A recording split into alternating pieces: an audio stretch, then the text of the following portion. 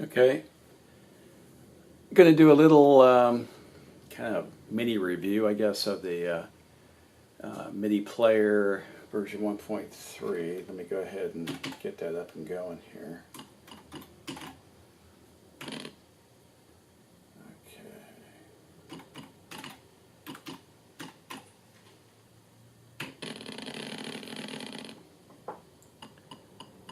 Okay, so this is interesting. When you first start up, it's doing something. I don't know what. Although when it's finished, you can see that it pops up the free memory at that point. And then if you hit enter, then it asks you for the bank select option, and hitting enter again will accept the default, which seems to work okay. And now the player is actually ready to do something. So if we hit file, we can now enter a name of a MIDI file, which is, I'll go with that one. And you hit enter at the end of the file name, and then now it's waiting for you to enter load, which would be L. And then it does this. I don't know what it's really doing right now. Now it's actually loading the file, but before it does that, it's doing something. It's setting up something or whatever. Okay, so now it actually loaded the file in there, and you hit P to actually play it. Let me turn that up a little bit.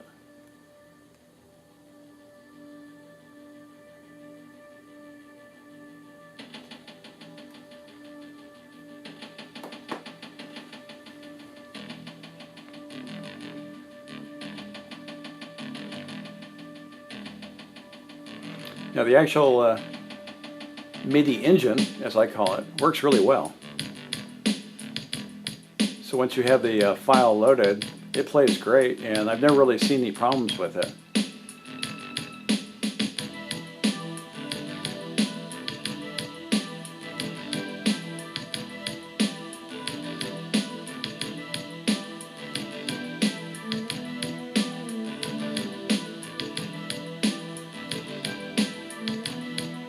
We can pause it by hitting space, and then you press return as it instructs you to, and it will resume wherever you pause it at.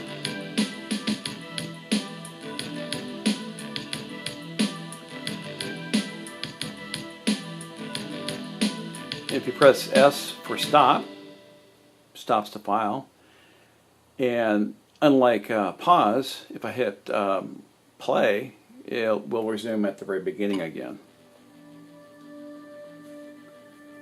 P for play, by the way.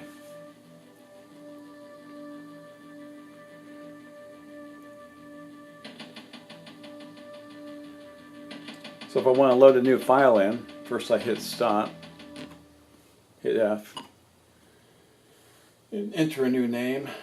Let me see, I think we'll do, yeah. Do this one.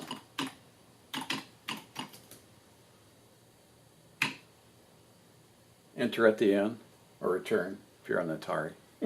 On a real Atari, not on a PS2 keyboard like I am right now. And go ahead and hit L for load. Once again, it's doing whatever. I don't know what this is. Now it's actually loading the file.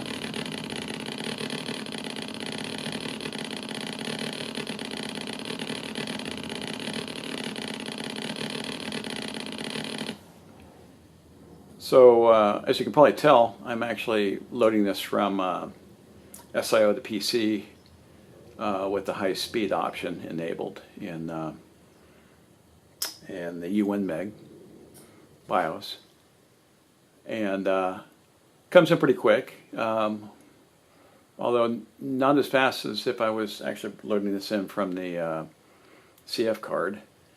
But well, in fact, the CF card would be almost instantaneous. But the problem is that that period of time before it actually starts the load process, where it's ticking off something and it's doing something, you know. I don't know what that's about, but that is substantially slower than actually loading the file, it seems like, especially if it is coming from a CF card. Okay, so we hit P.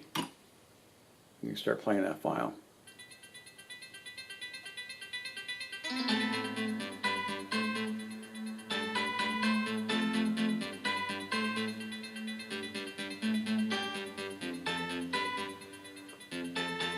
Stop to stop it.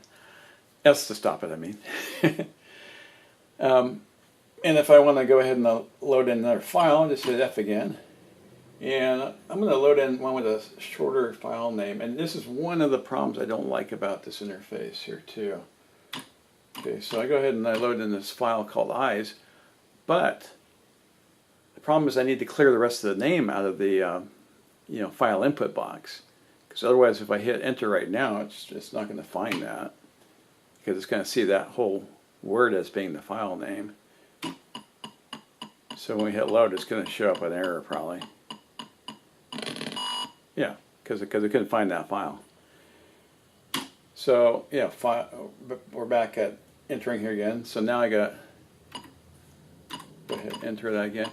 Oops, wait a minute. Oh, excuse me, I got to stop that. There we go. Okay. So this is the annoying part. I have to actually space to clear that out. And then hit enter, and then hit load, and it will load it in correctly this time.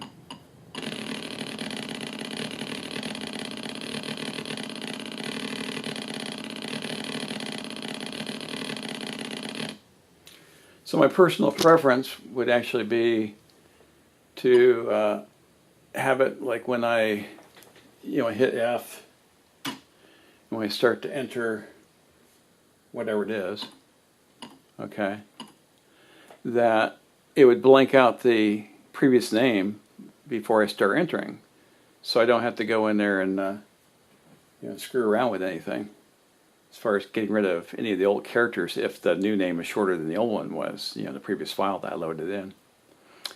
So that's one thing I don't really like about it.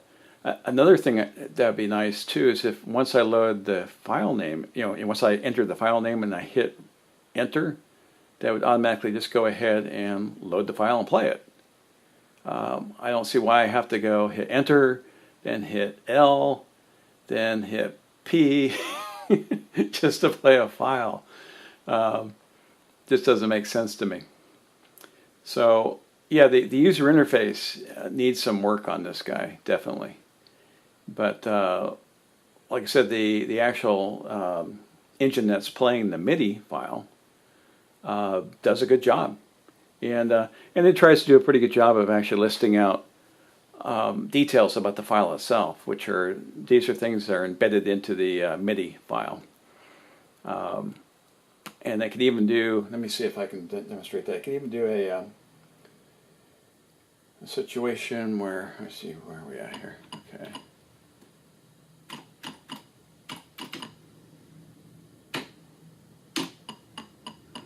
Okay, so if I have a MIDI file that actually has like lyrics in it, it'll actually start displaying those lyrics while the file's playing, which is actually kind of cool. And this particular one I think will actually has lyrics inside it, so we'll be able to see that happen.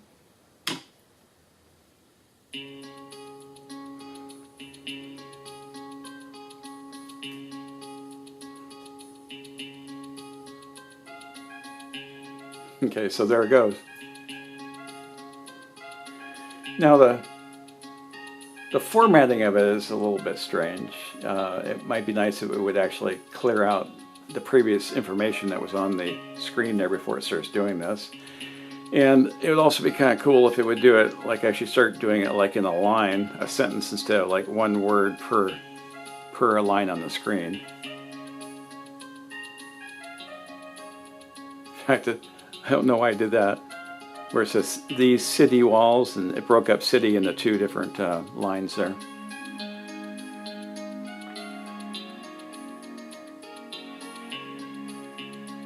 But it'd be cool to, like in a revised version of this player, to actually keep this feature, but enhance it, make it, make it better, basically.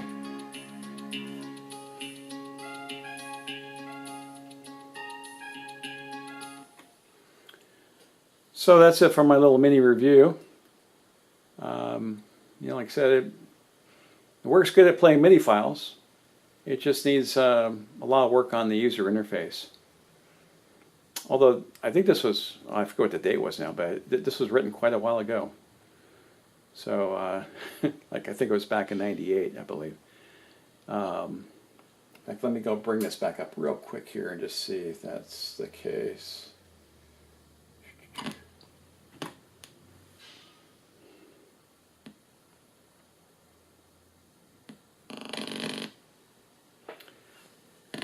Actually, I just kind of goofed up there. The one thing it will let me do, and I forgot about this, which is nice, if I hit escape, it would have let me dump right back into DOS. I just totally forgot about that. So we wouldn't have to be going through all this process here just to get back in from the beginning. Midi-Play 1-3. Whoops. What the hell happened there?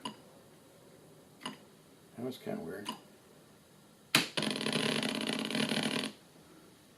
Must have hit another key by accident. Yeah, 1998, January. Now I'm not sure if that's when version 1.3, which is what this is, was actually written, or if that's the original version 1 creation date.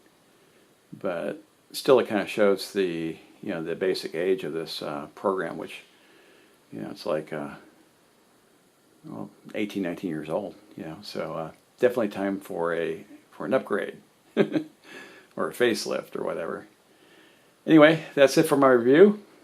Hope you enjoyed it. Later.